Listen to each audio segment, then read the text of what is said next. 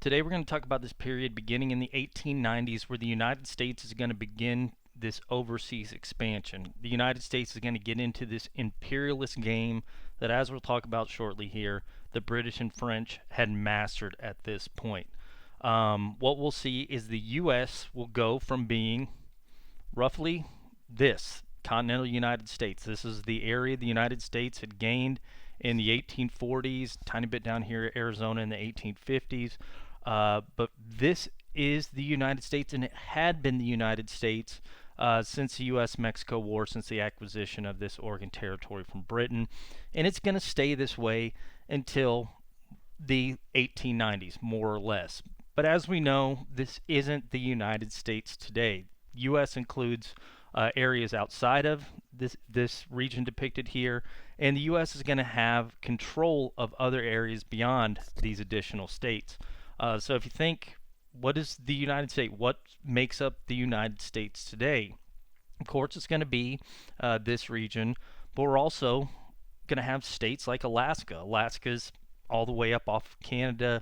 How does the U.S. get that? When does it get that? When do actually Americans move to this region? Hawaii. We're going to talk about when the United States acquires Hawaii, places like Guam, Puerto Rico. We might briefly mention some of these other areas. But we're going to talk about the U.S. when it gets control of places like the Panama Canal. And we're also going to talk about this time period. The United States starts exerting its political influence beyond its borders. So we're going to talk about this age of American imperialism. And this is going to be a time where the U.S. is going to be showing up late to this colonialism game. So basically, when I talk about colonialism or imperialism, what I'm talking about is when one country takes over another country, usually takes over its politics, controls its political leaders directly or indirectly, and it's going to extract resources and labor from the country for the benefit of the home country, okay? So it's going to be when a nation, and this is going to be almost exclusively European nations, there'll be one Asian nation in particular that will do this as well, will take over the resources of another country and use the labor of its people for the benefit of the home country. This colonialism, I mean, you can point back the beginning of colonialism to the beginning of humanity. Humans have always gone to their neighbors, forced their neighbors to give them stuff. I mean, that's almost a part of civilization. But the particular overseas colonialism that I'm talking about, it really is going to have its beginnings in 1492 when the Spanish, this European nation over here, is going to come to the Americas and use technological advantages to take over a good chunk of the Americas and use its technological advantages to extract the resources and labor of its people for the benefit of Spain. Now, Spain's going to start out doing this, as you know, we'll briefly talk about later in this class. Spain's eventually going to lose most of its colonies. But what we'll see is that while Spain loses its colonies and sort of declines in the colonial game, other countries are going to become better at colonialism. In particular, these countries right here, Britain and France, will start expanding overseas, and they begin doing this in the 1600s. They're going to start these overseas colonies. But they're really going to pick up the colonialism game in the 1800s. Britain and France will become these big dogs around the world, using their technological advantages, the fact that their economy is manufacturing based, it makes them a lot of money, and they're going to start taking over areas around the world. And in particular, in the 1800s, Britain, France, and other European nations as well will start carving up the world to where just about everywhere on the globe will become a possession of a European power. So if you look at this map, what happens here, Britain is going to claim huge chunks of Africa, particularly Eastern Africa, Australia, places in India. France will claim huge chunks of Africa, places here in Indochina, things like that. You can also, I mean, even going back, you can say Russia is claiming this area over here, although they've done that before 1800. We've got other countries involved as well. Italy will claim some places in Africa, Belgium, things like that. So what we see from 1800 to 1900 is essentially these powers will look around the globe and they're all going to realize that our economy will grow if we can get cheap resources from these less technologically advanced areas, and we can sell resources back to these regions. So France will basically say, if I can send my military to these areas, put boots on the ground, have military control of these regions, then I can essentially use my resources to extract, or my military power to extract resources, send them back to France. This will allow products in France to be cheaper. We can maybe take these raw products, manufacture them, and then in some instances sell them right back to the people that we took the raw resources from. This is going to make France more powerful. Britain, the same thing. We go out here, we stick boots on the ground, we take over these areas, extract the resources. It makes Britain more powerful. So specifically in the 1800s, the world's going to be almost entirely carved up by one European power or another. While this is happening, the United States, for most of the 1800s, is going to stay out of the colonial game. The U.S. doesn't expand overseas. And as we'll talk about, for most of the 1800s, when you do see American expansion overseas, it's going to be in a way that's different than what France and Britain are doing. The U.S. is going to acquire territories not through putting boots on the ground, but through sort of opportunistic, unaggressive expansion. What's going to happen towards the end of the 1800s, particularly 1898, however, is the U.S. will get in this overseas colonial game for a brief period of time. And that's what we're going to talk about now, is why the U.S. wasn't in the imperial game before the 1890s and how it's going to get in the imperial game in the 1890s, all right? So one of the reasons the United States isn't going to be claiming these overseas territories is because prior to the late 1890s, the United States looks down on colonialism. Basically, the U.S. sees what Britain and France are doing in particular, and these other European nations are doing as well, and they basically say, this isn't right. It's not right to take somebody over, and what Britain would do is go to India. They wouldn't allow the Indian people democracy. Generally, they would use their power to put in place a puppet leader, make sure that puppet does what the British want. Same thing, parts of Africa, things like that. And basically, they install the government and then extract the resources for the benefit of the home country. The United States, throughout the most of the 1800s, said, that's wrong, okay?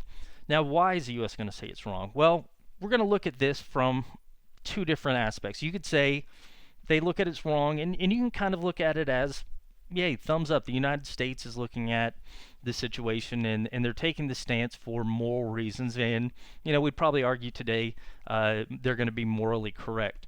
Another reason, and we'll talk about specifically why that's the case in a second here, some might argue that the United States is looking down on Britain and France because they don't need to do this imperialism. But let's hold off on that for just a second. Why might the United States say this is morally incorrect for the British and the French to do that? Well, think back to what the United States was in the 1600s and 1700s. The United States was a British colony. Britain had founded these colonies in the United States. They'd set up their own colonial governments, and the British had essentially treated the colonies as lesser than. They hadn't given them equal representation in Britain. They'd extracted duties, goods coming in and out of the colonies. They had imposed laws in the colonies without allowing them representation. Eventually, they're going to get to the point where they start taxing the colonies without representation. U.S. didn't like that. U.S. is going to declare independence. When it declares its independence, from that point forward, they'll say, look what Britain's doing. They did it to us. When they did it to us, it was wrong. It's wrong when they do it to Africa, Australia, India as well. So part of the reason the U.S. looks down on it is, hey, we don't think it's right, okay? Some people in the United States look at what Britain and France are doing. They don't like it because this gives them a leg up on the United States. The U.S. is going through this industrial age. They're trying to catch the British or trying to catch the French. Actually, I think U.S. industry outpaced the French by the mid-1800s. But they're trying to get up here. We can't necessarily do that if they're getting these resources by, boots on the ground in Africa, extracting copper or something for much cheaper than the United States could possibly do it. We don't like it because we don't think it's fair economically. How are we supposed to compete with that? Some people don't like this imperialism, and you can particularly look at the Democrats, because if you have more territory like the British are doing, that means more government. So if the British take control of India, that means they've got to send soldiers, colonial officials out there. That's going to be more power in the British government. You take the United States, if the U.S. is doing that, that's more government in the U.S. What's the Democrats' main principle? No government. They don't like it for this reason. Some people don't like it for racism. When the British are taking over these territories, they are incorporating, although the British are going to keep these people in subservient positions, they're not going to allow them representation in British Parliament, but they're sort of incorporating people of different races in their empire. The U.S. would, a lot of people racist within the United States, and argues certainly a majority of people in the United States are racist. They don't like it because this is sort of bringing these overseas people, these non-white people, into the U.S. sphere. Some people, again, don't think this is democratic. One of the things the United States had become throughout the 1800s is more democratic, especially the early 1800s. What England, France are doing here is, again, they're not installing democracy. They're basically putting boots on the ground, forcing their way, not giving the people representation. And so we're going to see a lot of Americans will, be highly against what the British or French are doing. Moral reasons, economic reasons, racist reasons, political reasons. They just don't like it. And as a matter of fact, you're going to get a lot of criticism in the United States, certainly in rhetoric, where they say this is wrong. As a matter of fact, this anti-imperialist league will be formed in the United States in the 1800s, and they say we hold that the policy known as imperialism is hostile to liberty and tends toward militarism, an evil which has been our glory to be free. Okay, that's from this U.S. Anti-Imperialist League, and a lot of Americans are going to agree with this in the 1800s. And again, you can point to all these different reasons, a lot of them moral, as the reasons that the United States isn't going to engage imperialism. So if you're an optimist, set aside the racist reason, of course, but if you look at the other things, you kind of would give thumbs up. All right, this kind of makes sense that the U.S. wouldn't want to get engaged in this. We're not going to sort of do what the British and French are doing. That's wrong.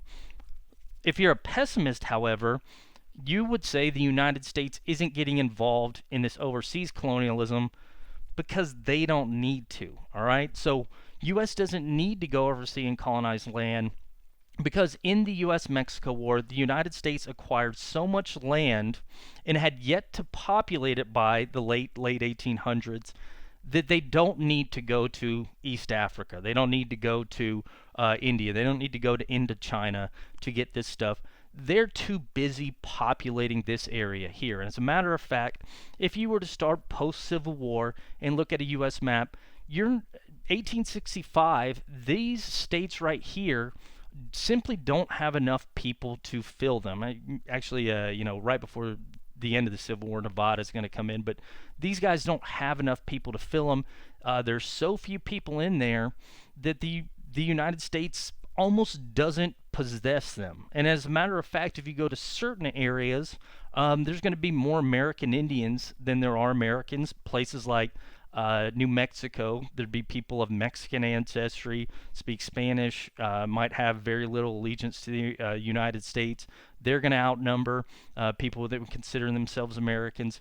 So what you're going to have in the late 1800s is the U.S. basically filling these regions out. The West Coast is pretty filled out, or at least for that time period. The East Coast is as well. But you're going to have this huge territory here where simply there's just not as many people there that would claim to be American.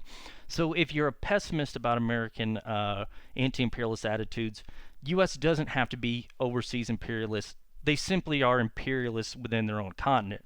I don't know which is right, but what we're going to see is that in the lead up to 1890 is essentially the United States is going to fill this region up. And it's after this region's filled up that the U.S. will start this sort of overseas expansion. Okay? All right, so what we're going to briefly talk about here is how the U.S. sort of populates its western area and why this begins to happen in the late 1800s. Okay? All right, so what we're going to see beginning in post-Civil War time is Americans will move in droves to this area where previously there hadn't been a significant amount of Americans. A lot of this is going to come about Because of something that's passed in actually during the Civil War, something called the Homestead Act. Basically, the Homestead Act is 1862 bill passed under Abraham Lincoln. Again, this is a time period when the Republicans control Congress. The South had already seceded. And one of the things that the Republicans at that time period, again, we've talked about how the Republican Party has changed since then. But one of the things the Republicans wanted to do during the Civil War is they wanted to ensure that this land is going to be free. And they know people in the South aren't going anywhere. They're sitting here fighting this war of defense. But they want to make sure Northerners get out west, because if you have free settlers, people without slaves, that's going to make sure slavery doesn't expand to these areas.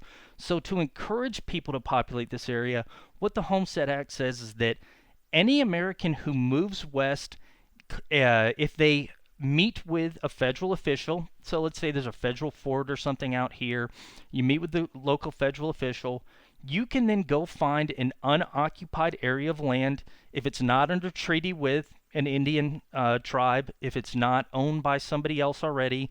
If you go find an unoccupied piece of land, again, not under the possession of an Indian tribe or under treaty of an Indian tribe with the United States, not previously owned by anybody else, you find 160 acres of land, and you improve upon it, meaning you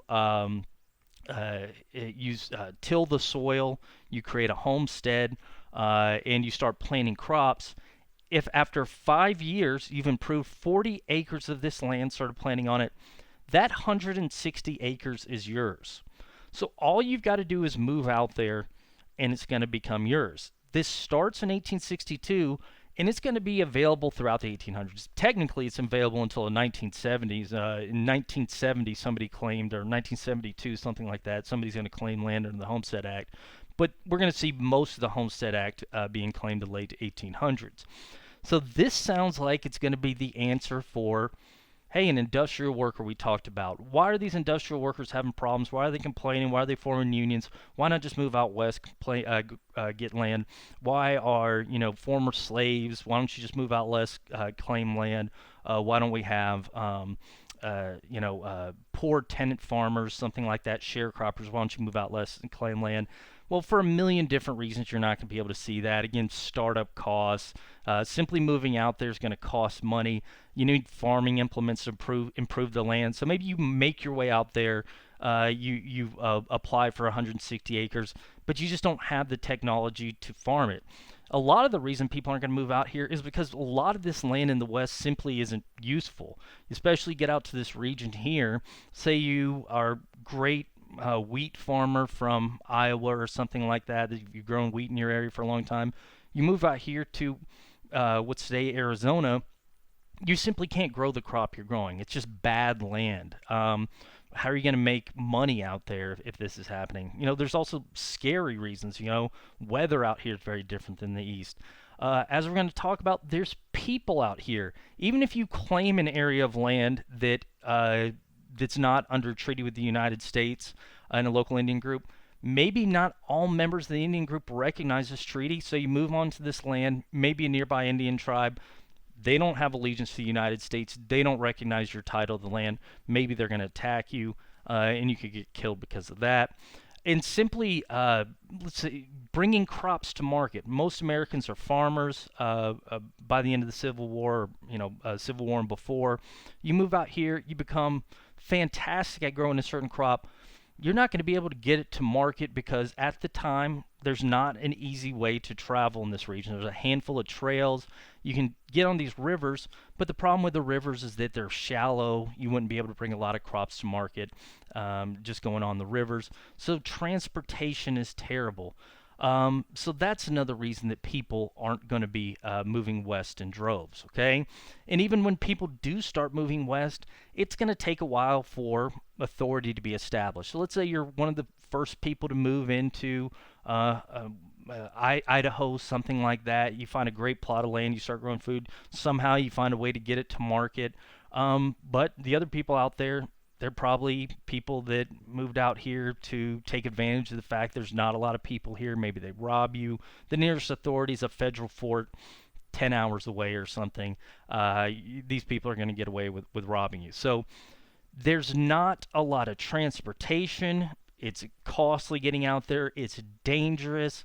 So what we're going to see in the late 1800s is basically this area is not going to be immediately filled up because not a lot of people are going to want to go out there. But what will begin to happen post Civil War, and it's going to have pretty much happened by 1890, is essentially people will slowly start moving out there, mainly from the Homestead Act, and then eventually it's going to get to the point where this area is going to be filled. And when that happens, that's kind of when we're going to start seeing the U.S. expand overseas, okay? So why are people suddenly going to start moving west in the late 1800s? What happens to fill this area up? Well, what we'll see is this sort of push and pull, and this happens with all sorts of migrations. During the potato famine in the 1840s, we had a lot of people being pushed out of Ireland because the potato crops are failing, people are starving, and you had the pull of jobs in the United States. So we had a push and we had a pull. Well, what's going to happen when people start moving out to this region is we're going to have a push, a million different pushes over here, poor working conditions, things like that.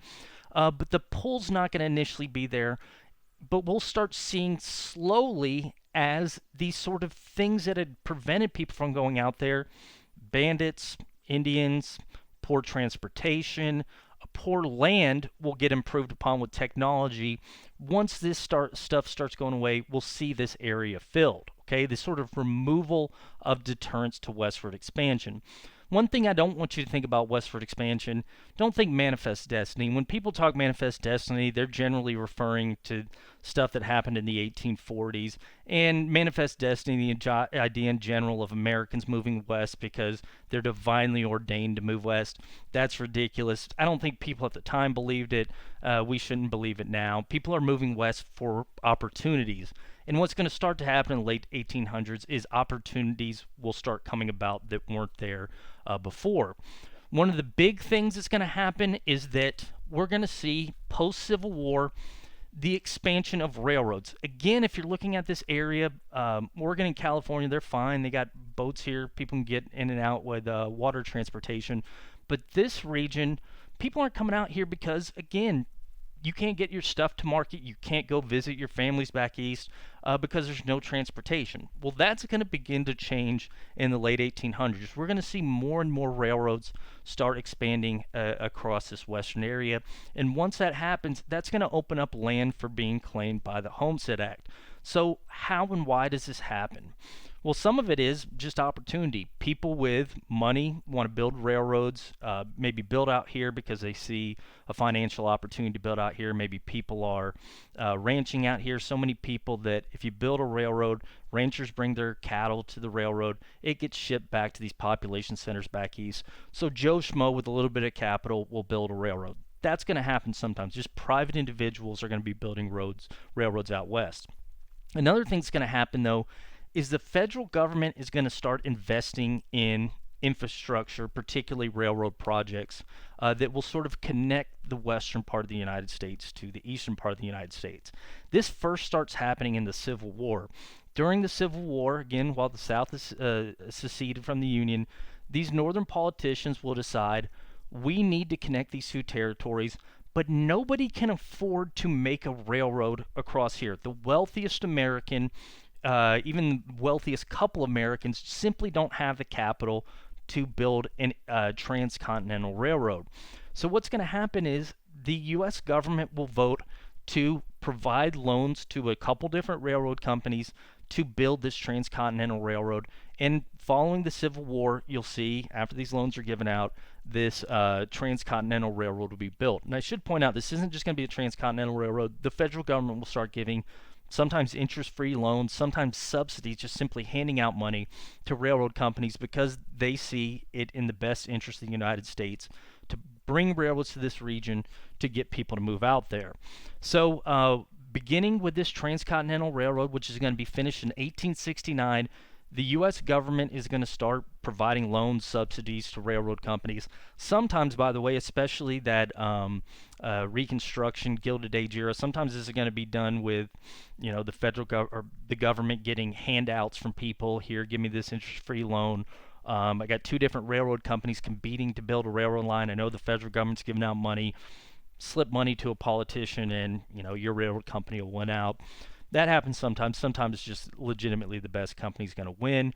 But we see once this start happening, essentially these railroads will be built throughout the United States. Again, it starts right here. These are the railroads before the Civil War. By 1880, we essentially have railroads throughout the West. I shouldn't say throughout, but it's all in this area. I think I have a yeah, here we go, 1890. This is better. You start seeing these railroads all over the place where previously there hadn't been any. What this is going to do, it's going to open up a lot of this land for settlement. If you were somebody here in, let's go to before the Civil War, Nebraska territory. If you wanted to take advantage of the Homestead Act in 1862, right after it's passed, you move out to Nebraska territory. Let's say you become perfect rancher, produce the fattest cattle, maybe you have the best farm. You're not going to get your crops to market, your cattle to market.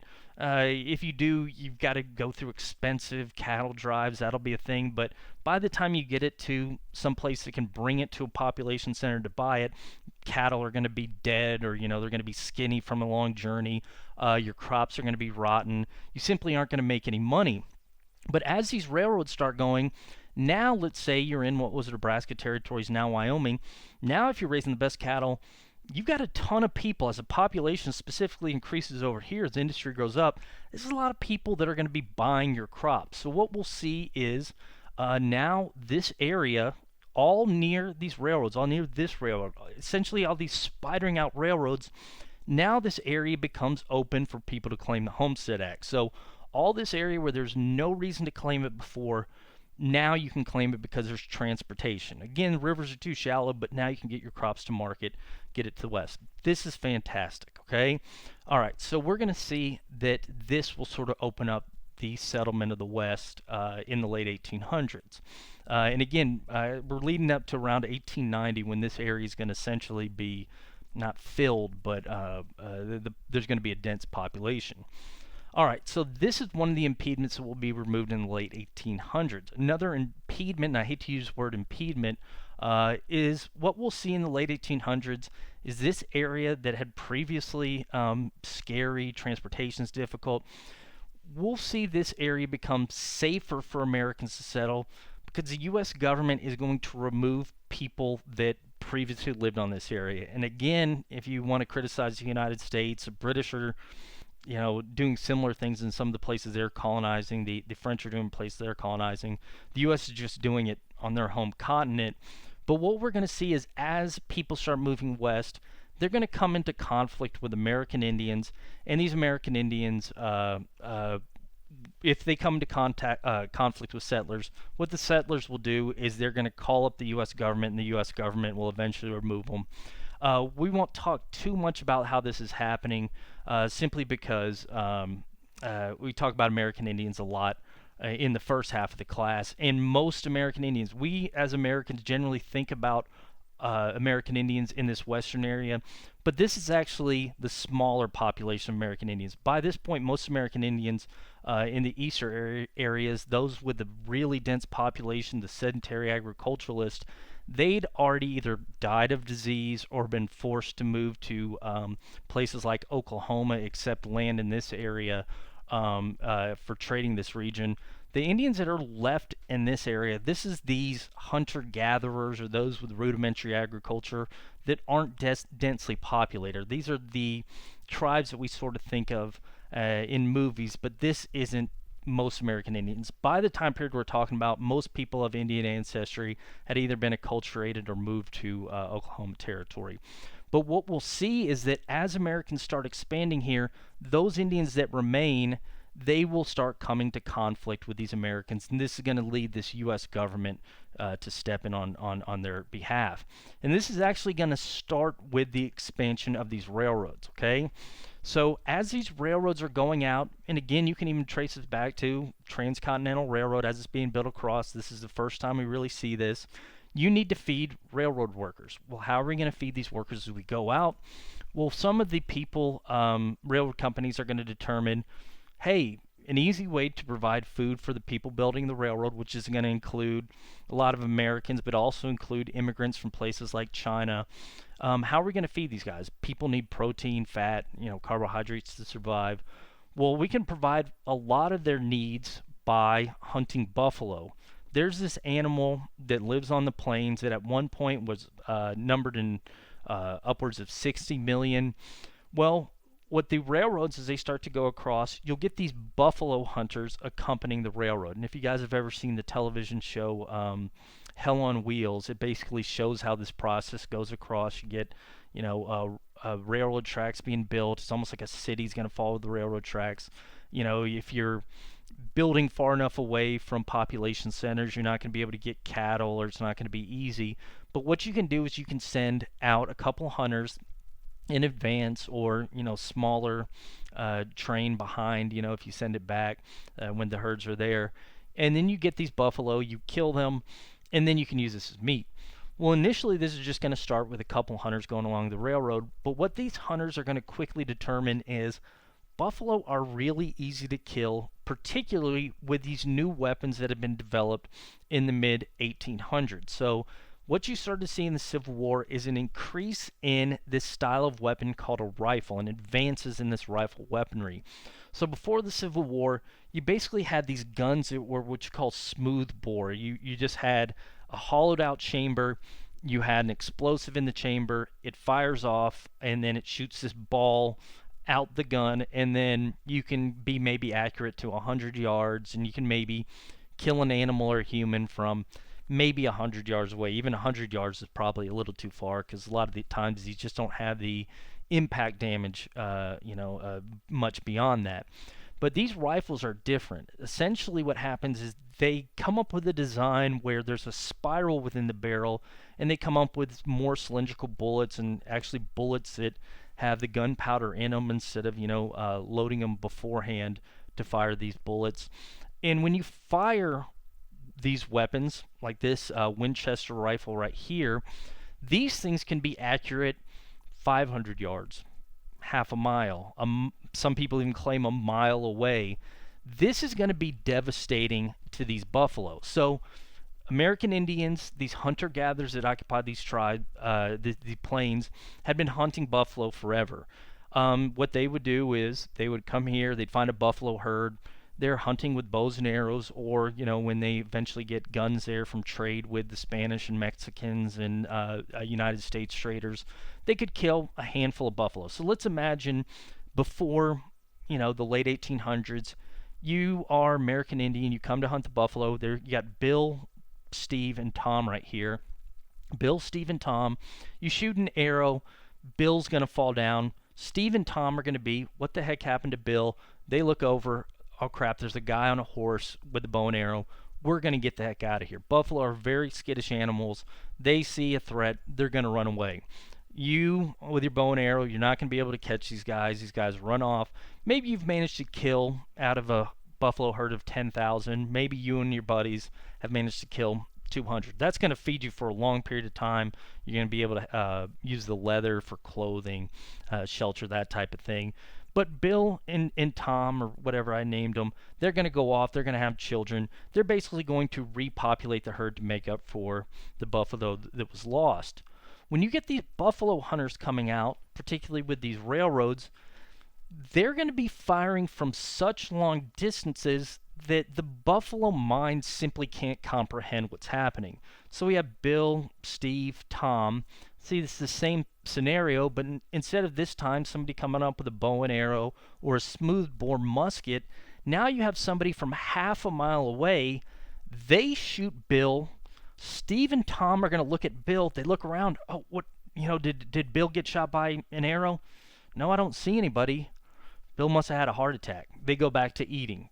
They don't understand that Bill's been shot from half a mile away because they can't see the danger. These things are so accurate. So now this guy over here shoots Tom, shoots Steve. They're dead. And now, out of this 10,000 herd, maybe these buffalo hunters managed to kill 4,000 of the herd. 6,000 go away, even after having children or whatever. Maybe you have one survivor, but he's not going to be able to, whatever. The 6,000 survivors aren't going to be able to replenish the herds like they could before, when it was just, a smaller percentage of the buffalo being killed.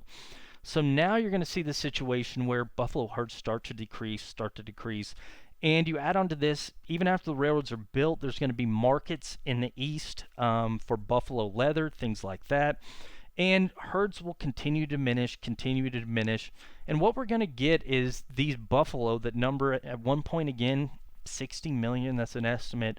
At one point, will get to be less than 1,000 in the American West. Now, the reason we're talking about this when we're talking about American expansion is that, I mean, this in part helps American expansion because for a while it's going to be a food source, although as buffalo die, they'll easily be replaced by cattle as a food source. But this is going to be, the death of the buffalo is going to be very problematic for those remaining hunter-gatherer Indians, the ones that might not be willing to listen to the treaties in American Indian that had the treaties the United States had signed with their tribe. So a lot of these Plains Indians, and again, I want to point out, and I got to keep pointing this out. In earlier lectures, I talk about the American Indians, what happens with them. The majority of American Indians by the late 1800s, the sedentary agriculturalists, groups like the Powhatans of Virginia, they've either been killed off by disease, forcefully acculturated, married into Americans, and essentially interbred with them, or they've been, groups like the Pueblos, they've become Hispanicized. The Spanish moved next to them. Essentially, they became Mexicans through interaction with the Spanish in Mexico. So that's what happened to these groups. Groups like the Cherokees, Choctaw, the more numerous tribes in the East, they traded land in the East for settlements in the West, and they essentially have been going to school to become more American-like. That's what's already happened to most American Indians. The guys that we're talking about here are these hunter-gatherers that aren't nearly as populous as these other groups over here used to be. So these are the last of the last guys. These are the hunter-gatherers. This is a minority of Indians. If you'd have taken a census, before this time period, most American Indians would be in other areas. These are just sort of the last of the last. If you're interested in seeing why we in the United States think of these guys when we think of Indians, when they, are sort of the last Indians, that's something I can't get into now, but it's really interesting. But these guys rely on the buffalo. When the buffalo starts to go to extinct, this is going to put them in pretty precarious situation. Your food source is gone. What are you going to do now? Well, what we'll see a lot of these groups do is, I don't have enough calories, I can't feed my family. Well, Americans are starting to move in, the sort of frontiers here, the frontiers expanding with these railroads. Well, they'll start attacking these American settlements for resources. So somebody moved in here, I'm going to attack, I'm going to steal their cattle. Well, now this guy can claim, hey, this Arapaho, this Comanche, this Apache, he stole from me. U.S. government, can you move in and deal with it? And the U.S. military, during the Civil War, well more than 1 million people in the U.S. military, and if you could add that to the Confederate military, it's way more than that. You're going to have this military, again, it had been reduced after the Civil War, I should mention, but now they're going to be directed towards these people, maybe 200,000 Indians in the West. The Indians aren't going to have much of a chance. So what begins to happen, and I'm going to go through this a little bit quicker than I normally would, is that you're going to basically see the military start this, again, Indians forced to attack because their food sources is being depleted. American military be sent out, and using superior technologies, they're going to force these various Indian groups, defeat them militarily, take away their horses, and force them to accept reservation life. So if you're a group like the Comanches, what happens post-Civil War, Americans start moving into their territory or near their territory, start killing buffalo. They don't have any other option really except to steal American cattle, attack American settlements for food sources. American military now gets complaints from those settlers on the frontier. They're going to be sent out. They're going to be able to defeat these Indian tribes, and they're going to tell the Indian tribes you can continue to fight and you'll basically die, or you can accept a smaller amount of land and accept Americanization. And we'll see groups like the Comanches will be forced to move into areas like in Oklahoma, where they're going to have to children are going to have to go to American schools, and they'll have to accept this smaller land. Again, you can resist, and we will see some Indian groups resist, like the Apaches. Certain members of the Apaches will continue to try to hold out. But the thing is, if you're going against the American army, you're not going to have much of a chance. Now, some Indian groups, like the Sioux, they actually try to deal with the United States. The Sioux will make an agreement with the U.S., a couple different agreements. Basically, the United States government, I don't want to point out, they're not coming in here to kill Indians. For the most part, most American politicians want a fair treatment of Indians, but they're also not. They're also more concerned with making American citizens happy. So, for example, what happens with the Sioux is basically the U.S. government actually gives them a fair deal in something called the Treaty of Fort Laramie. The Sioux are a hunter-gatherer, primarily hunter-gatherer tribe. They actually get a fair deal from the United States where they have this land will be Sioux territory. The Sioux will be able to hunt buffalo. There's going to be enough buffalo on this area to sustain them. And as long as they don't leave this reservation, then the Sioux will be able to do what they want essentially on this region. The U.S. government's going to set up forts near the area in case the Sioux do leave the reservation, but they'll have this huge territory. Well, what happens, even when the United States is fair and gives Indians a fair amount of land or recognizes them, almost always are going to sort of bend over backwards when American citizens get in trouble. For example, what happens with the Sioux is that some American discovers gold in the middle of Sioux territory, and we see Americans start pouring in Sioux territory. The Sioux are then going to complain to the U.S. government, you guaranteed us this land, but now you have Americans moving in. We don't want to attack them, but this is our territory. What can we do? U.S. government will not come in and remove the Americans from Sioux territory. Instead, what they'll basically do is they're going to say, hey, you've got to accept it. When the Sioux can't accept it, the Sioux leave the reservations. It's at that point the U.S. military is going to move in, force the Sioux, defeat them militarily, and then force them to accept a much smaller allotment of land. And this is sort of going to be this story over and over with American Indians in the West. You're promised a certain amount of land. There's going to be a disagreement with local settlers. The American Indians don't have any other options but to attack, and then when they attack, the U.S. military will be used to bring them down. Again, I wish I could talk more about Custer, his last stand, that type of thing. But just know that beginning in the late 1800s, essentially we're going to see another sort of impediment. Again, I hate using that word in this context, but impediment towards American expansion removed as these various tribes forced into this difficult situation. Whenever they sort of react in a way the U.S. government doesn't like, they're defeated militarily, and they're going to be forced to accept small allotments of land forced onto reservations. Once they're forced onto these smaller reservations, this is additional land that's going to be opened up, and we're going to see more and more Americans pour into this area. So again, this starts happening in the late 1800s, okay? So this will be the situation throughout the United States. Eventually, these Indians in the West will be forced onto these small plots of land out here. Situation's going to be made even worse in 1890 when there's going to be something passed called the Dawes Act. What the Dawes Act will do is it's going to try to Americanize Indians by taking in land that would promise to Indians. It's going to try dividing it up among individual Indian landowners. If there's more land that Indians had agreed to treaties for than there are Indians, so if you give Indians, it's going to be 160 acres per Indian. If you give them out to all the Indians, members of the tribe, and there happens to be additional land, U.S. government's going to then open that land up to American settlement. So what happens is then Indians will be have their land reduced even further. So again, not good for Indians, but it does open up more settlement for Americans in the West. And again, that's going to lead to this. 1887 was the Dawes Act, but that's going to decrease the amount of Indian land. Again, horrible for the purpose of this lecture, though. We're going to see the additional opening up of this new land. Not only that, but as more and more people move in, we're going to see this. And by the way, a reservation life for American Indians.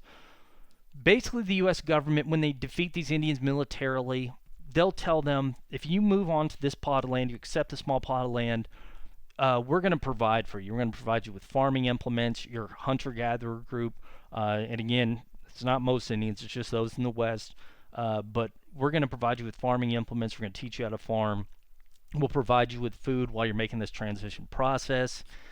Most of the time, or a good chunk of the time, the Indians won't receive what they're promised from the United States government. So transition is going to be incredibly difficult for these American Indians. All right, so this is this another sort of reason for westward expansion. We see other issues the United States will deal with outlaws. People talk about the Old West. People like Billy the Kid, Sundance Kid, people like that.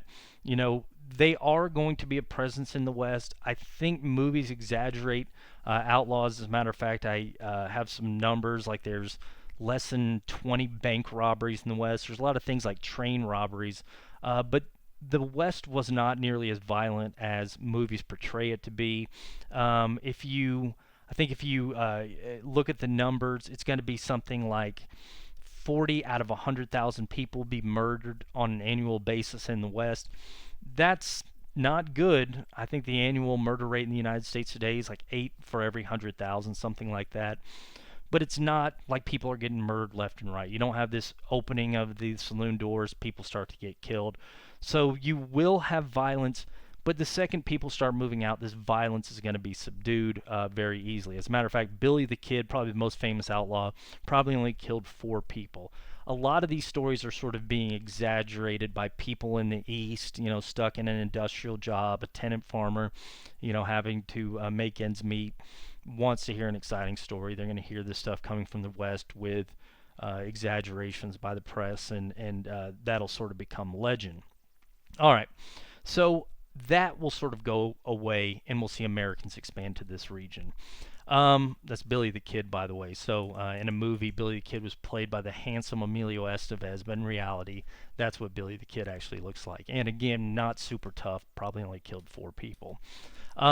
So we start seeing this westward expansion, but one thing that it doesn't seem like you could change, so you start to see don't have to be scared of American Indians as time goes by. Outlaws, as more and more people move out there, they become less of a threat. And again, not a huge threat in the first place. Transportation opens up areas that hadn't been opened up before. Well, what about these regions where simply not good for stuff, okay? You just can't grow things. Well, in the late 1800s, you actually even see that impediment removed. This land that seemingly is useless, technology will make it useful. For example, here in Texas, this area of the Panhandle, nobody had moved into this region prior to the 1860s, or really 1870s. This area that's really considered the breadbasket, or at least part of the breadbasket of the United States. Nobody lived here. Again, you can't get your crops to market. And even after railroads start coming, at least adjacent to this region, people won't move here because there's not a lot of rainfall. You don't have enough rain to grow crops. Well, what happens in the late 1800s is they actually discover a huge source of water underground. If you go a couple hundred feet underground, you're going to find this Ogallala Aquifer in Kansas, Nebraska. Again, what's today the breadbasket of the United States, but was useless land prior to the late 1800s. Now you're going to be able to grow crops in this land because you just have to dig these really big wells. And we'll see this fairly new invention, this wind pump, become popular in the late 1800s to where you can extract the water out of the ground just by the force of the wind. So that's going to make a lot of these lands useful. So people will start moving out here because, again, now you have a water source and you can grow crops. So 160 acres I wouldn't have claimed for this with this Homestead Act prior to the discovery of Ogallala Aquifer, prior to these wind pumps becoming widely available. Now I can claim it. I can move out here because now, again, railroads going through here, and I have this pump bringing water up to the top. All right, so not only that, we're going to see other technologies like John Deere comes up with this mold board plow. He invents it shortly before the Civil War, but it's going to become widely available late 1800s. And another thing sort of impeding people settling in the West was this rough ground. You have grass that grows these tough roots, these long distance roots, because it's dry in the West. Again, not very much rainfall. So if you're a plant to survive, you got to have roots that go deep into the ground. Well, these deep roots make the ground difficult to plow. Well, John Deere comes up with this plow that's going to make the plowing these areas very easy. And as a matter of fact, you'll sometimes hear the John Deere plow, moldboard plow, called the plow that broke the plains. In addition to this, we're going to see other things that are going to make land in the West useful. Things like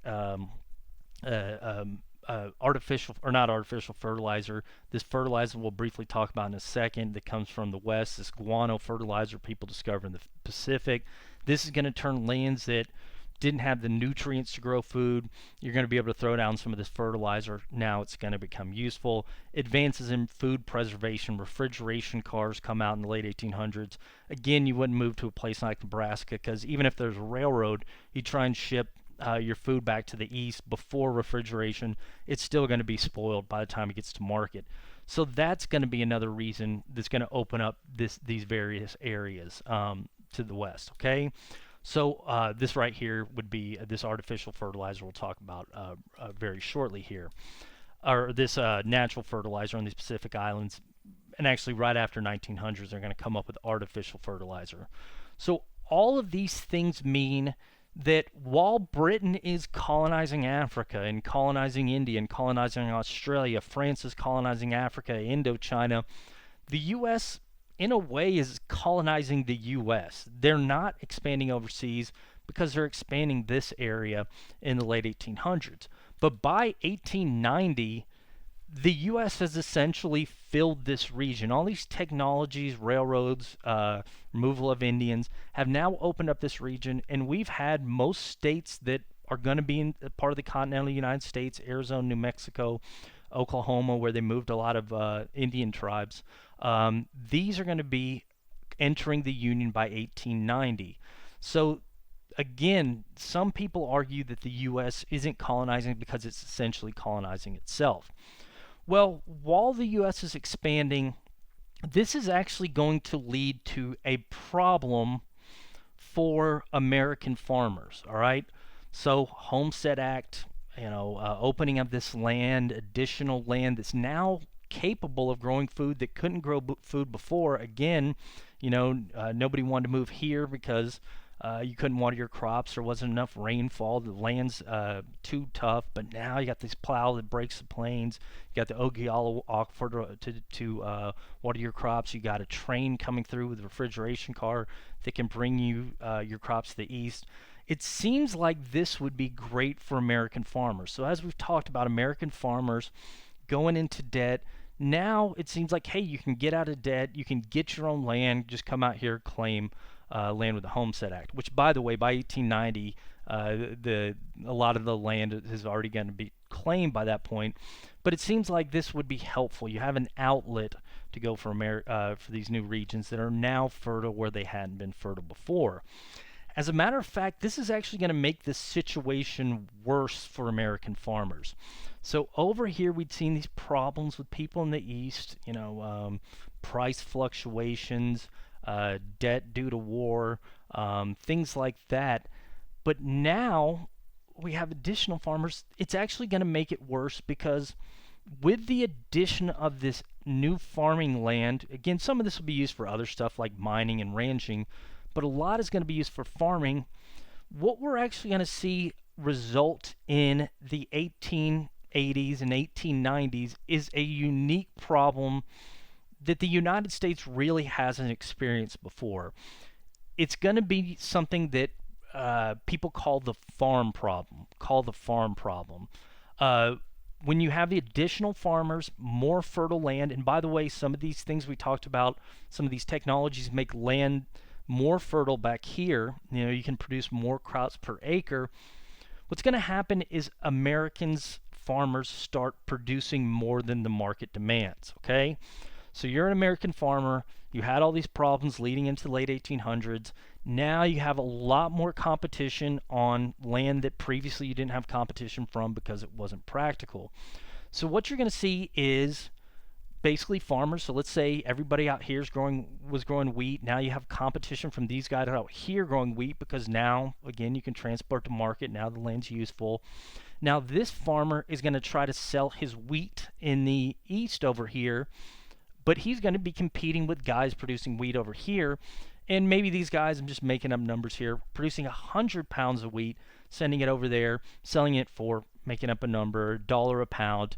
Now you're getting 200 pounds of wheat going to markets in the east. You're not going to get $1 a pound anymore. You have more supply than you have demand. So the population only goes up a little bit, but the amount of food produced goes up more than the population. So now people might pay 50 cents for a pound of wheat, but probably not even that. Probably, since there's so much surplus, maybe they're only paying a dime where they paid $1 before. So now we're going to see these farmers already in trouble before this. Now they're going to be even more trouble. And these farmers, these guys that came out here, claimed this land, spent all this money on getting out there and then starting their farm. Now they're not making ends meet. So this is actually going to cause this increased tenant farming with farmers. All right. So as we talked about before, this has been an issue throughout the United States, eastern United States. It's actually going to expand into the West as Americans move out there, and we're going to see more tenant farmers emerge as the West gets settled. Going to be especially problematic again for African Americans in the South. Again, as we talked about, starting out post-Civil War with very little property, a good percentage became tenant farmers. Even more are going to become tenant farmers as prices drop in the late 1800s. Okay, all right. So we'll see some people try to diversify, get into different types of, instead of farming, do lumber. That's a finite thing. There are only so many forests you can cut down. They didn't have the sustainable practices we have today. So sure, maybe a couple farmers find a forest and they'll make some money from it, but the forest is gone by the next time the farmers come around. So only a couple people can get out of that. Same thing, we'll see people try to expand in ranching cattle. Again, this is a finite demand for this.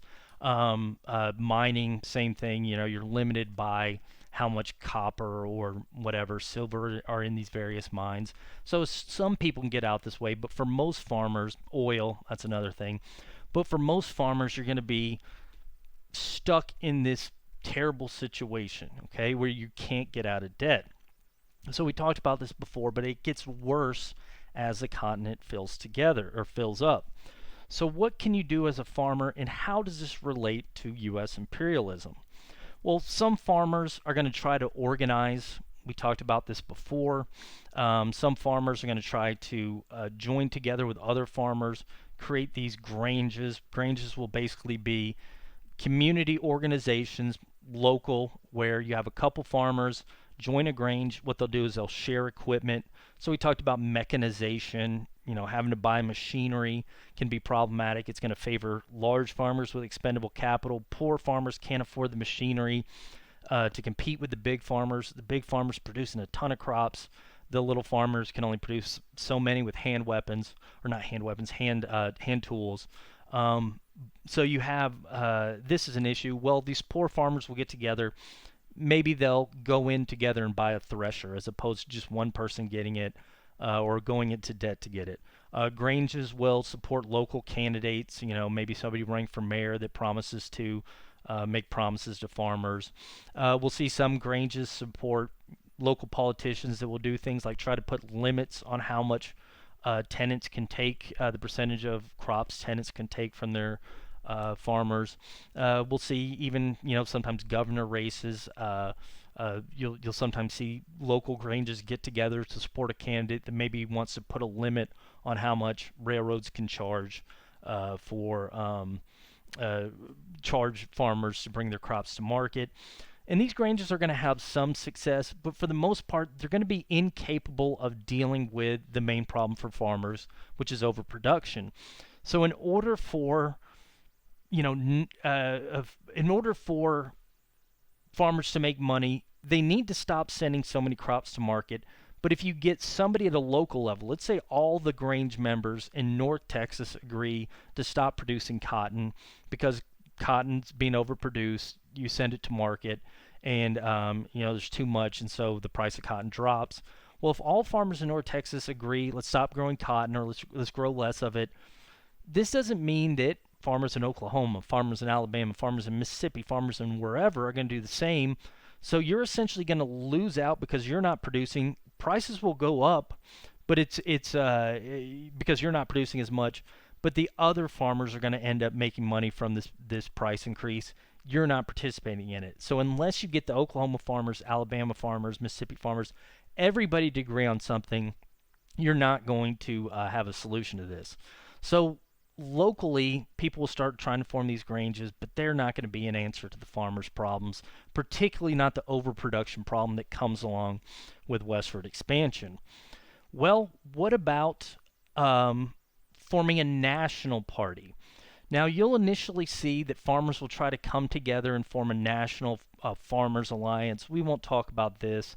It's going to face a number of issues, but this basic idea behind the farmers alliance is if we can get all farmers together to agree to something, we can maybe get the government involved to regulate railroad rates, put in limits on what tenants can claim from their tenant farmers. Maybe we can get major change. Now, for a lot of different reasons, the Farmers Alliance is going to fall apart. And one major reason that they see aligning poor black farmers and poor white farmers together, and a lot of poor white farmers, particularly those in the South, won't accept that in a political party. Again, the racism exists in the South. They sort of fall out from Reconstruction.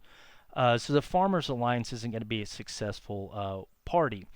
But one political party that will be successful is going to be this political party that's going to form in the 1890s, 1891, called the Populist Party. Okay, so farmers have been facing tough problems during the Gilded Age. Things are becoming worse with this westward expansion. Well, what we'll see is some farmers, again, the Farmers Alliance didn't work out, but some farmers will be trying to appeal to the Republicans and the Democrats to help them out, okay? So Republicans, farmers will start saying, we need railroad regulation. We need some things to help farmers. We need you to, do something to basically limit what the big farmers can take out of the small farmers as far as tenants. Republicans aren't going to help these guys out because they view this as an impediment to big business. We're not going to put restrictions on railroads because we like big railroads. We like big companies. We think that's the future of the United States. We think big business will help us outcompete Britain. Well, farmers will try to look to Democrats. As a matter of fact, you'll see these big appeals to guys like Grover Cleveland. Grover Cleveland, this Democrat, they say, hey, we need some regulation of the economy to help the little guy. And we'd seen what happened when workers had requested that. What do Democrats say? Hands off. Small government. We don't have a place in the economy. That's not what our party's about. If we think we start regulating railroads, that might open the door for additional regulations. So we don't want to help you. So just like we saw with industrial workers, farmers are going to be in this position where, what the heck do we do? Well, in 1891, you're going to see in the West, and particularly this region, this newly settled region here, where a lot of people had just moved onto these areas, started growing crops, but then prices had fallen through the floor. Railroads start charging these increased rates. They're going to form a party called the Populist Party. And I want you to think about this party as, well, think of it as a third party. It's Republicans won't listen to us because they're in they like big business. Democrats won't listen to us because they like small government. So we're going to do our own party. We're going to come up with this party to regulate the economy. So this Populist Party, or they'll call it the People's Party, is going to come up with a series of measures, or sort of party platforms would be the better way to put it, specifically aimed at helping farmers. We need an answer here that will help farmers, and Democrats and Republicans aren't providing it. So what is this Populist Party, this new third party's platform, going to be? Well, one of the Populist Party platforms, the reason we're talking about the Populists is because, as we're going to see, they're going to end up having some success, or at least influencing politics substantially, one of the things the Populist Party is going to do is they're going to be calling for legal money to be based on silver as well as gold. Okay, so the United States had been backing money with, had been basically using metal money up until the Civil War. You know, if you got a piece of money printed by the United States, it's made of silver or gold. You hear silver dollars, that type of thing. And they produce money out of the gold. And so humans put value on gold and silver. So if you went to buy a product, a lot of times you just do direct trade, but if you got something, you might get a coin made of a precious metal in return, and you exchange it for a product, and then somebody else would then use that money to buy whatever they wanted. Well, during the Civil War, the U.S. had actually started backing money with paper currency. Now, the way they backed it was, at least the way they're supposed to back it is, for every piece of paper they printed, the U.S. government would have silver, or particularly gold, in a vault somewhere. So you could get this paper money, and hypothetically, you could take that paper money to Fort Knox, where the U.S. government would store their gold, and you could change that money out for gold. The U.S. government prints paper money, but it's backed with hard currency, hard specie. So you could just basically say, it didn't work exactly like this, but in theory, you could take it to Fort Knox. Here's $5, and you get $5 worth of gold back in return. So U.S. would back money, and it would back money primarily with gold. That's it. So this is kind of a weird thing about economics based on specie. This meant that if the U.S. wasn't able to accumulate gold, and the way they accumulate gold is a little bit confusing, but if there wasn't a lot of this metal in circulation, which gold isn't widely circulated, there's just simply not that much gold on Earth, then there's not going to be much paper money in circulation because there's not that much gold available. So this means that there's just simply not as much money out there as we have today. Today we don't back our money up with anything, so the government just prints it out depending on a number of different factors. But back then they would only print it out if there's gold available and if the government has gold in these vaults. Again, kind of simplistic explanation.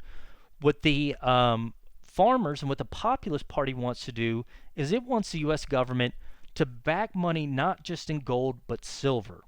Again, sort of simplistic explanation. We want the U.S. government to also accumulate silver, and once you get this silver in the vaults, you can now print out more money. So again, you're backing money with not just gold but also silver, and then hypothetically this is going to mean more paper money in circulation. So now we're producing, there's a lot more bills out in circulation. So whereas, and I'm making this number up here, there'd been $1,000 in circulation when the money's only backed in gold. When there's silver, now there's $2,000 in circulation. Now I know what you're thinking. If you have $2,000 in circulation, where there used to be only $1,000, that means the price of everything's going to go up. So candy bar, only $1,000 in circulation, costs $1. Now there's $2,000 in circulation, candy bar's $2. Who's that going to help? It helps people that are in debt, okay? So if you start backing money with silver in addition to gold, now you've got more money in circulation, so it's easier to acquire money. You know, it's you're not going to have to work as long, begin making up numbers here. Average workday pays $1 when there's 1,000 money in circulation. Now it's $2. So now I've got $2. I'm in debt to this guy. I've got to work half the amount of days to pay him off as I did before. So the only thing additional money in circulation and backing money in silver would help is debtors, but almost all farmers are in debt. Again, we talked about this in the problems grown with this westward expansion overproduction. Populists will also want the government, and this is one of the things they're going to be forming their party on, to create a sub-treasury system. You don't need to know a lot about this, but basically what these farmers want is the U.S. government, and think about this, this is absolutely the opposite of what the Democrats would want, but they want government-run warehouses where farmers can store crops when prices are low. The government will give them a loan for whatever the price of their crop is. So let's say Cotton's only fetching $5 at the market. We don't want to sell it at this time. We want to wait until the price of cotton goes up to $10 a bale because we'll make a lot of more money, but we need this $5 to buy seeds for next year, farming implements, food for our family. So we go to the government warehouse, we get this $5 loan, they store our cotton for us, we get this $5, we buy what we need, but then when the price of cotton goes up, we can get that bale out, sell it for the $10, pay the U.S. back its $5, and now we've made additional money. So they just want the government to build warehouses to store crops to sort of prevent these price fluctuations. Again, you can understand that if you're a farmer because you don't want to be forced to sell your crop just whenever you have to because you need food. You want to sell it when it's the highest price, but you can't do that because you don't know when the price is going to go up. But if the government gives you a loan for whatever it's selling at the time, and then you can get it out whenever the price is high, then again, you can meet your immediate needs, but also get money in the future. Very, very different than what Republicans would want or Democrats would want. Another thing populists are going to call for, and this is going to be something they're going to be doing to appeal to the industrial workers we've been talking about in the North, they're going to call for a progressive income tax. So at this point, the United States gets its money from duties on incoming and outgoing goods. So whenever a good shows up from Britain, France, wherever, there's a guy at the dock that's going to charge a percentage of whatever that crop is coming in, and that's going to be used to pay for soldiers, things like that. U.S. government also taxes alcohol, stuff like that as well. But the thing is, these things are going to adversely affect the poor. So if you're somebody poor, you just want the cheapest product. You don't care where it comes from, Britain, the United States. But if it's coming from Britain, the prices artificially or France or whatever getting raised by these duties coming in. So these guys are going to say, why am I essentially having to pay for these duties the same as John D. Rockefeller? Why don't we instead tax based on income? So John D. Rockefeller made $100 million last year. Why don't you charge 30% of his income? Again, making up numbers here. Whereas I made $200 last year, you just take 20 cents from me or something. Well, that might even be percentage-wise right, but you take 1% of what I made, and then you take 30% of what he made because he made a lot more. He can afford to lose a lot more. We have this today. The first time this is called for by a national party is going to be this populist party.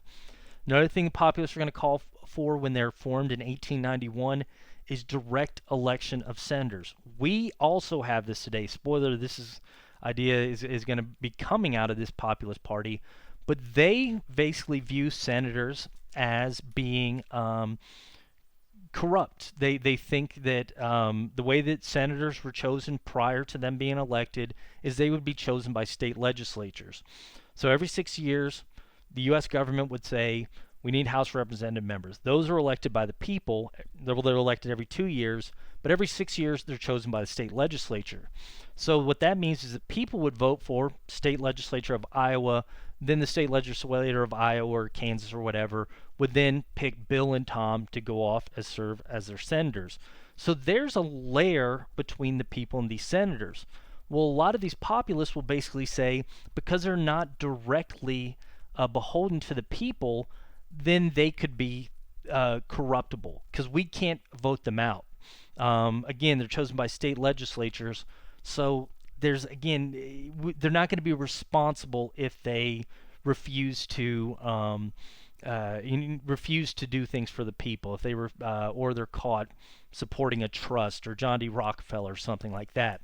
So these guys are going to call for direct election of senators. Okay. What we have today, they did not have it then. State legislatures choose it then. Final thing these populists are going to call for is they actually want direct government ownership and operation of railroad and telegraph lines. They want the U.S. government to take them over and run them for the benefit of the people. The populists say, forget railroad regulation. We just want you to take it over, and we want you to charge fair prices. Again, farmers have been seeing railroad prices go up.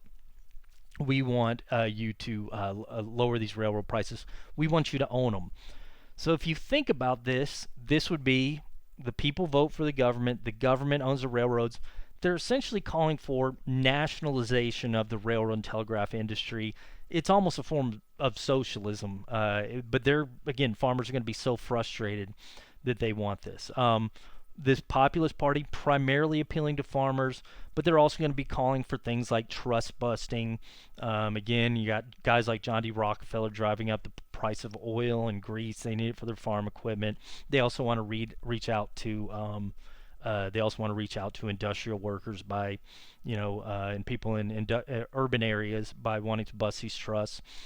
You're also going to see the populists, some of them will be calling for women's rights. Now, this is something we'll talk about a little bit later, but in these western areas, and this is where the populist party comes out of, you have women that have more rights than generally women in eastern areas. As a matter of fact, the first place to give women the right to vote is Wyoming. That happened in the 1870s.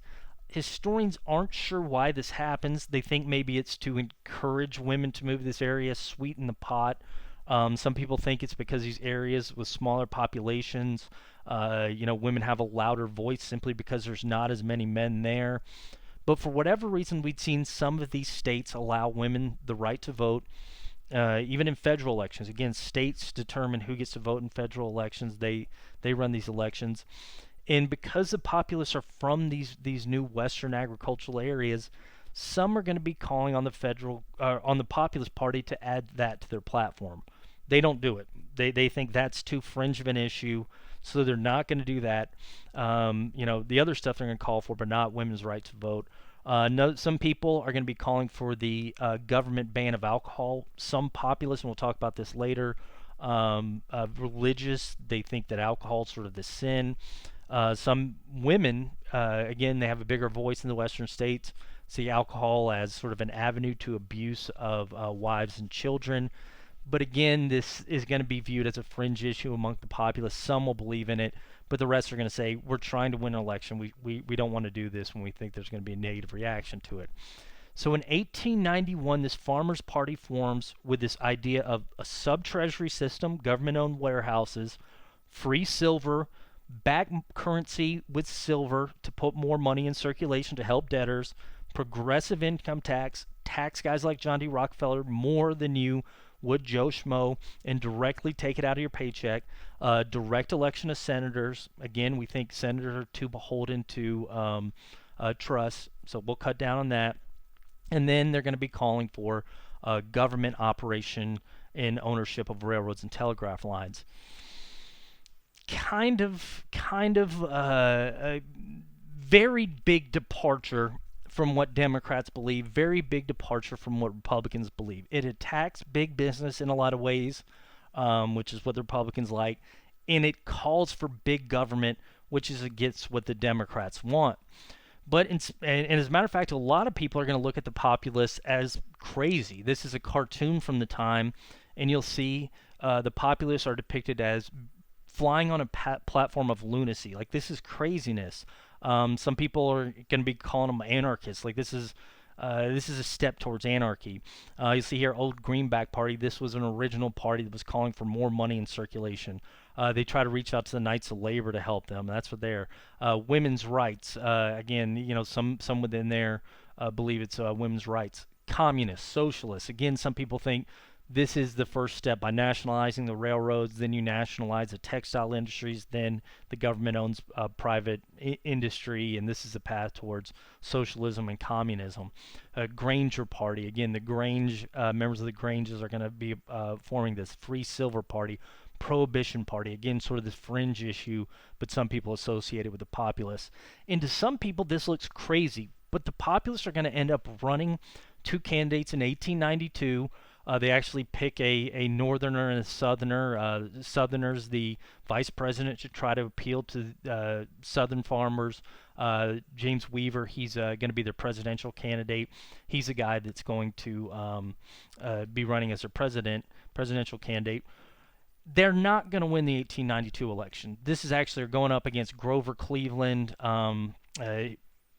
You don't need to worry about it, but he actually left office for 4 years. A guy named Benjamin Harrison took over for him. But Grover Cleveland's going to win the 1892 election, and he wins the Democratic base in the South. The populists don't have enough appeal in the South just yet.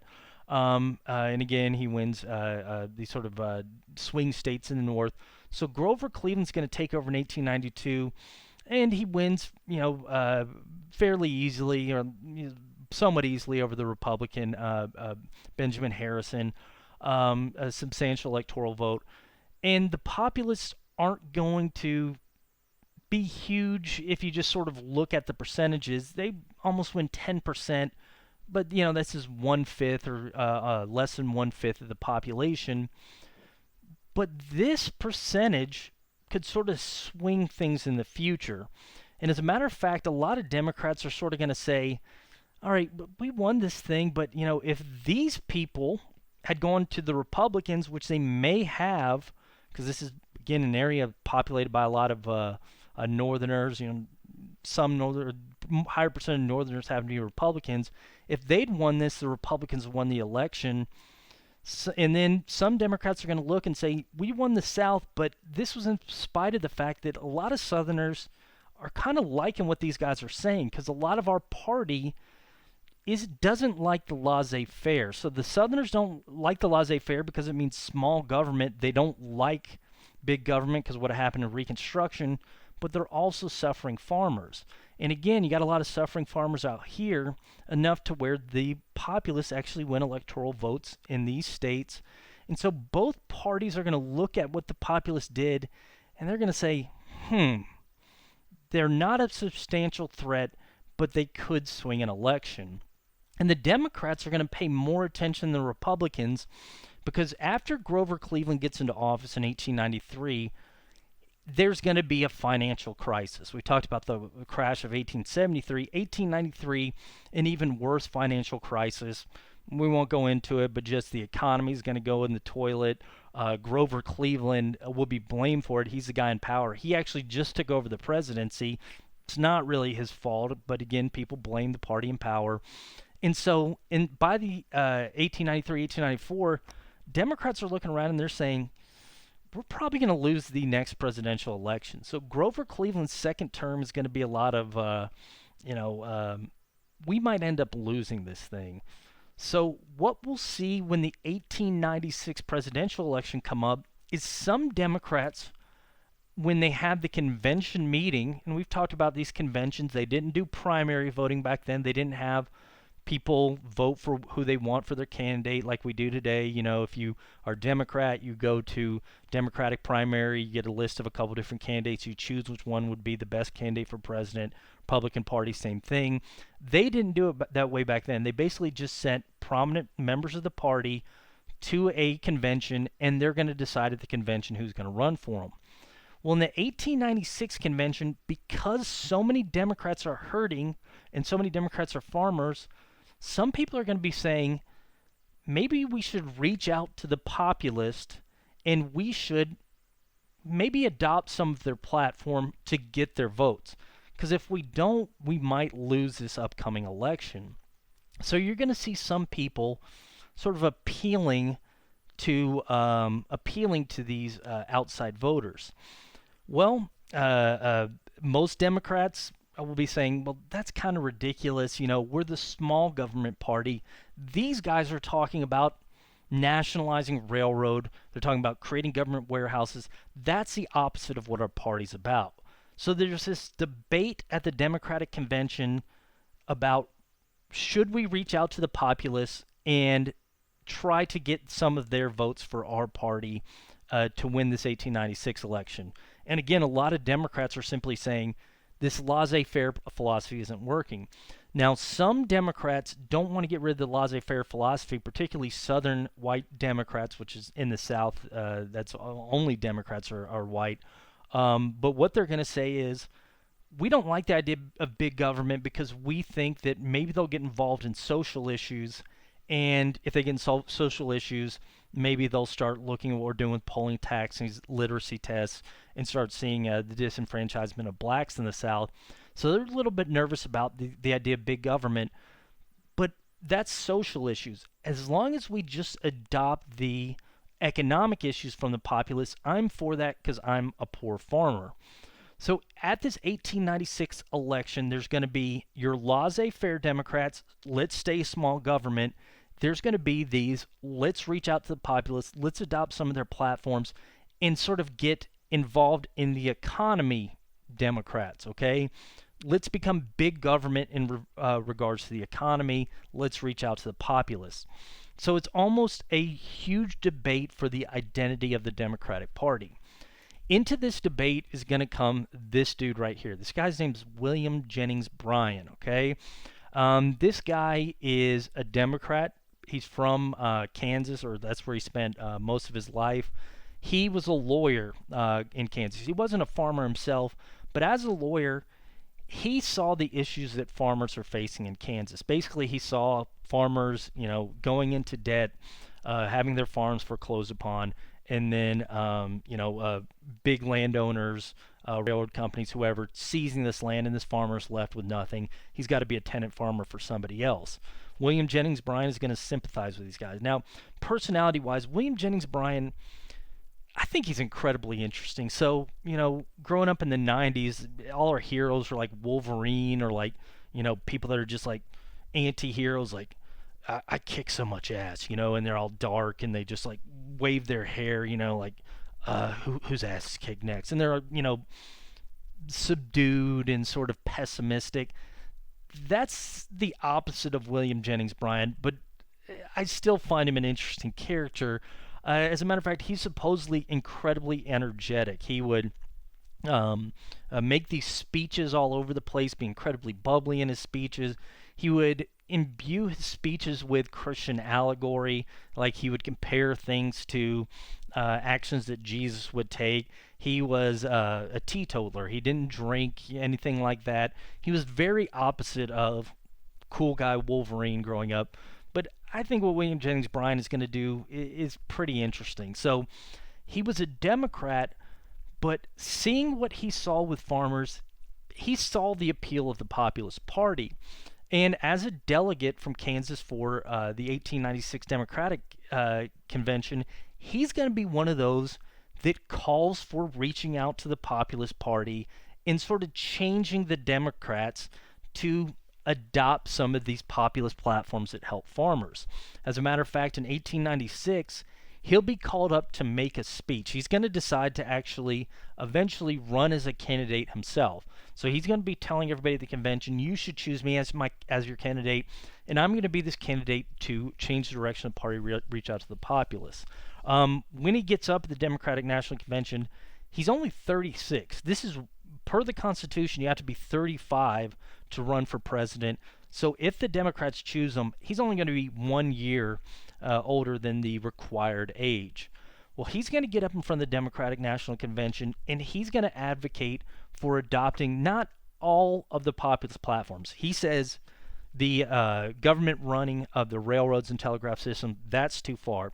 Sub-treasury system, government run warehouses, that's a little too much. But he's going to say we should have direct election of senators, we should have a progressive income tax, and we should back money up with silver and increase the amount of money in circulation. So we should have progressive income tax, direct election of senators, and we should have backing money up with silver, or free silver as you would call it.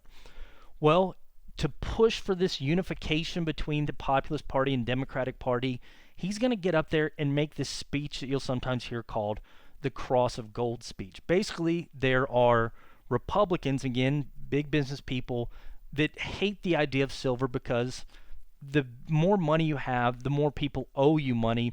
And if there's more money in circulation, that means you're getting essentially less money back on return for loaning out money.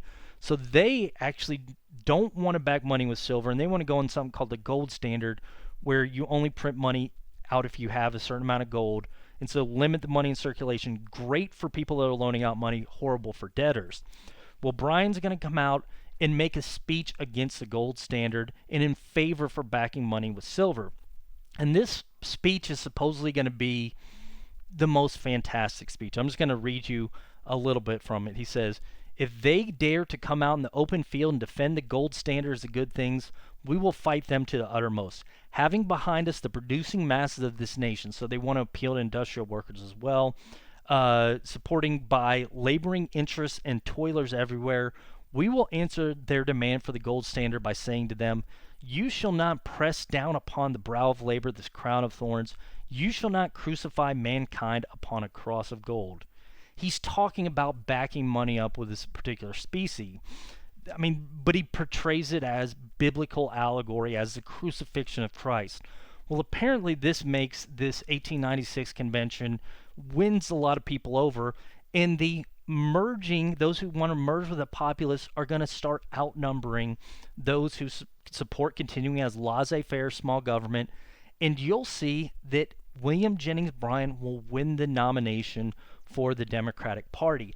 And this is going to begin this shift that, I mean, you can see this till current day, where the Democratic Party wants to get bigger government and sort of regulation of the economy, or sort of helping the little guy with the economy and economic matters.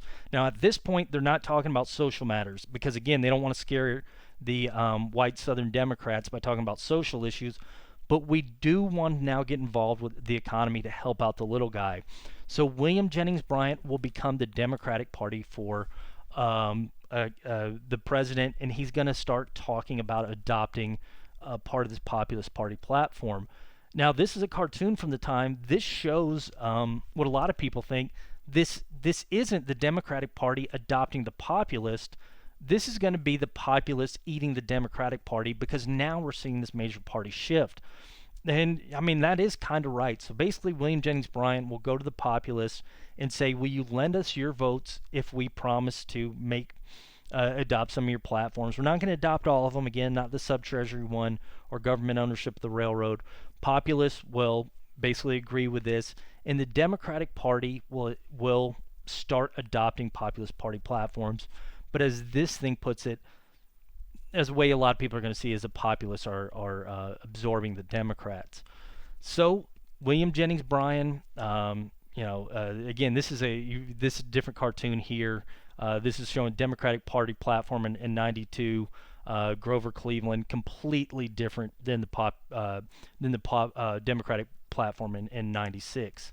So William Jennings Bryan is going to go out, and he's going to start making these campaign speeches all throughout the United States.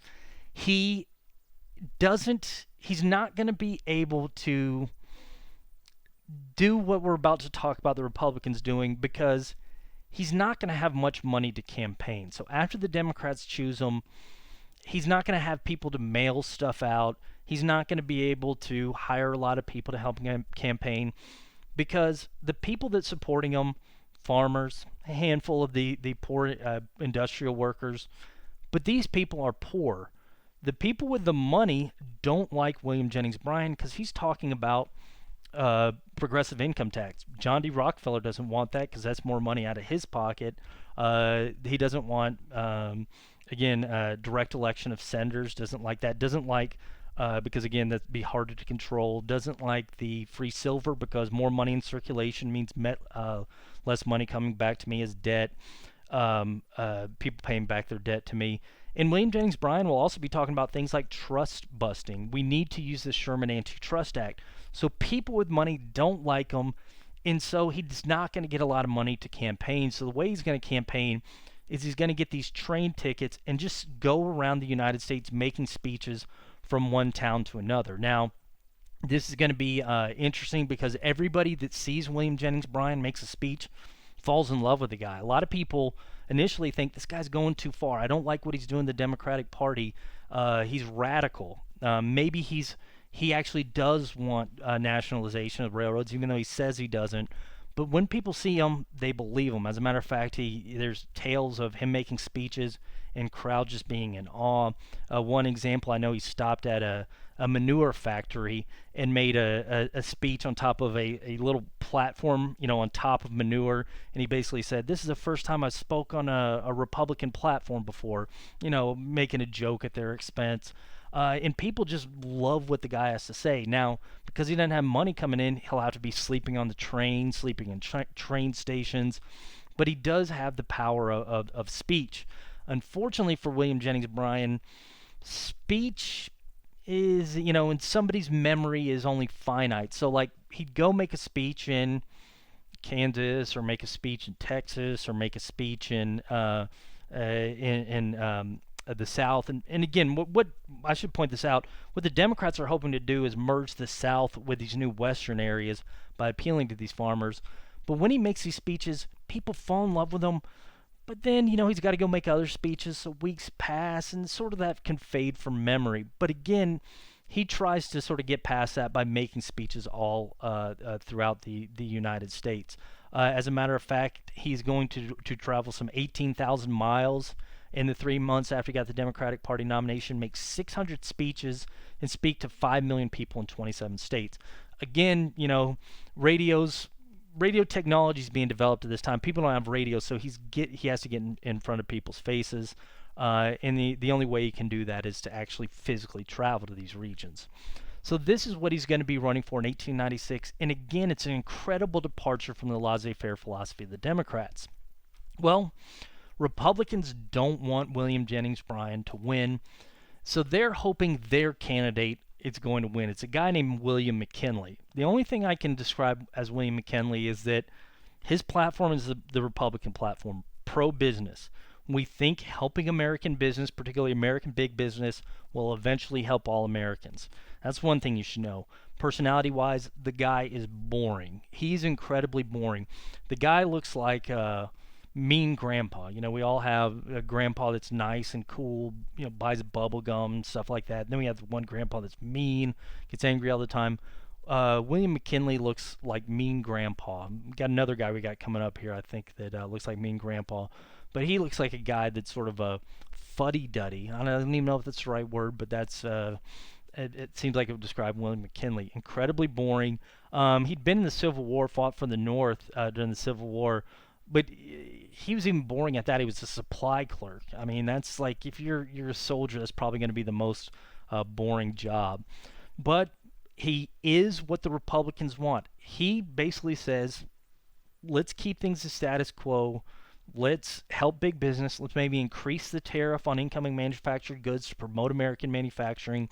And he's going to run on the idea that eventually, when American business comes in, then grows bigger, then this will help the Americans in general. So he's going to be running on that. But it's appealing basically to the wealthy, not just the wealthy, but people that depend on the wealthy for their paychecks, which are a lot of industrial workers. We'll talk about that in a second. But it's a very pro-business, pro-Northeastern platform. Not a lot of reaching out, not a lot of appeal to farmers, but McKinley doesn't think that's the future of the United States anyway, and he thinks he can win anyway. And he's going to have a lot of help. So while William Jennings Bryan is out making these speeches everywhere, McKinley's just going to run what he calls a front porch campaign. He basically just goes out on his porch, and he's going to boringly answer questions to reporters who will show up every day and say, well, what do you think about William Jennings Bryan doing this? What do you think about William Jennings Bryan doing this? McKinley will make boring speeches and say, I disagree with this, I help business, blah, blah, blah. Well, he doesn't have to do what William Jennings Bryan is doing, because McKinley is going to be supported financially by all these big businesses. Don't like William Jennings Bryan talks about trust busting, talking about progressive income tax, and these guys are going to start putting so much money out there into McKinley's campaign that he doesn't really need to do anything. McKinley's campaign will actually send out I don't have the exact 250 million letters to potential voters, trumping up McKinley, talking poorly about William Jennings Bryan. And it's not just going to be these campaign letters. Newspapers, again, most are owned by the wealthy.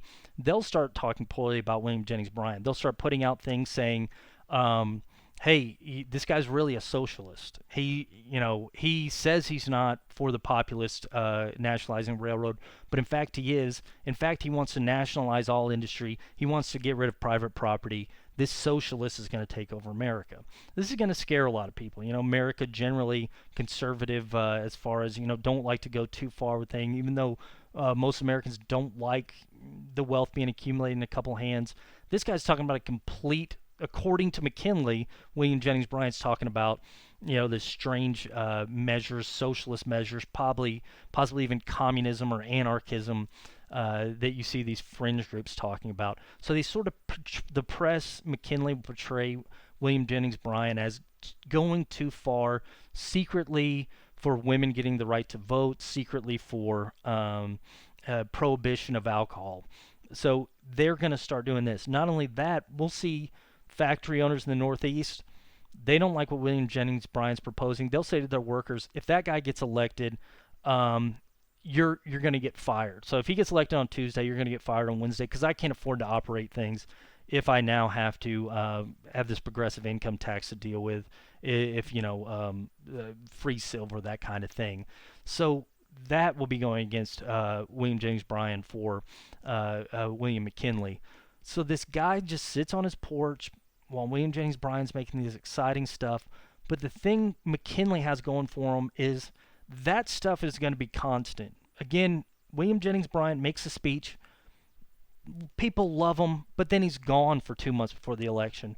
McKinley, in that 2 months' time, that voter will get 10 different letters from McKinley's campaign saying William Jennings Bryan's a socialist. Newspaper, hey, watch out what's going to happen to America after this guy's elected. And that's going to convince enough voters to where McKinley will win the presidency in 1896. Now, in a way, this is not going to be a complete failure for the Democrats. They're going to lose, by a little bit in the popular vote. They do merge the West, or at least most of the West. They were actually counting on getting these states, but they do merge the South and West under these farmers' issues. It's just not going to be enough. Republicans will win. A lot of Americans think William Jennings Bryan's talking about going too far. And then, sort of the fear that's brought out by McKinley's campaign. So McKinley will win this presidency in 1896. And as we're going to see, McKinley's going to continue on with business as normal. The Gilded Age politics will continue as normal. But the thing is, there will be a substantial change coming out of this election. Democratic Party will abandon its laissez-faire roots after this. Basically, they're going to look and say, we kind of got what we wanted here. Let's go ahead and stick with this, using the government to help the little guy in economic matters. So even though the Democrats lose the 1896 election, they're going to keep the principles they adopted in 1896. But again, it's not going to matter in the short term because Republicans are going to gain control of the White House. They actually gain control of both houses of Congress. And we're certainly going to see this Gilded Age politics continue under McKinley. And it's not just going to be Gilded Age politics that continue under McKinley, but McKinley's going to introduce this idea of, hey, now that Republicans are in power, how can I help business? What might help business is if we expand overseas. And what we'll talk about next time is McKinley and sort of the beginning of American overseas imperialism.